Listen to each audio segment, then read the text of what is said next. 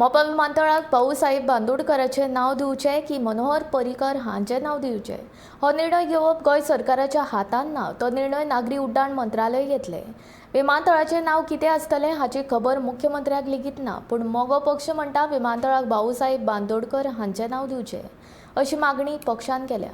सध्या भाऊसाहेबाचें नांव दिवचें म्हूण मागणी करीत आंदोलन करपी मोगो पक्ष सोडून दुसऱ्या पक्षान गेल्यात।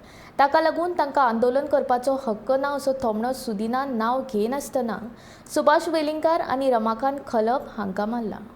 एक म्हणजे मला खूप आनंद होतोय, भाऊसाहेबाचं नाव जर मोपा एअरपोर्टला दिलं आणि मगो पक्षानं ती मागणी केली, मी लीडर म्हणून सांगत नाही, मगो पक्षानं आधी मागणी केली, त्यांनी रिझोल्युशन घेतलं एक्झिक्युटिव्ह कमिटीनं आणि ही सगळी रिझोल्युशन मागणी जी केली त्यांनी प्राईम मिनिस्टरपासून गव्हर्नरपर्यंत आणि मुख्यमंत्र्यापर्यंत सगळीकडे पोचवलेली आहे। त्याचा योग्य निर्णय मला वाटतं दिल्लीला होणार, कारण गोव्या सरकारकडं याच्यासंबंधी काही नाही आहे। हा जो प्रोजेक्ट आला आहे तो युनियन मिनिस्ट्रीमधून आला आहे आणि त्यासाठी हे सगळी डिसिजन जी आहे ती हे करतात। आता जे कोण इथं आंदोलनाच्या पवित्र्यात आंदोलनं करतात त्याला काही अर्थ नाही। प्रश्नजना मगो पक्षाचो एक सैनिक आणि मगो पक्षाचो सैनिक आशिल्ल्या कारणान हांव पयलीं पासून सांगता की हांव मगो पक्षाचो सैनिक आणि मगो पक्ष जे डिसिजन घेता ते म्हाका बंधनकारक आसा। हांवें आजूच न्हय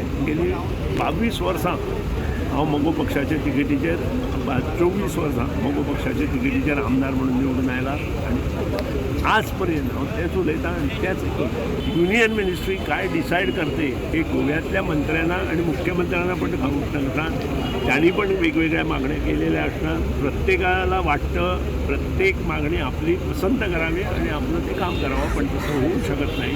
काहीतरी decision central government union ministry घेणार आणि युनियन गव्हर्नमेंट घेणार आणि त्यातून काहीतरी मार्ग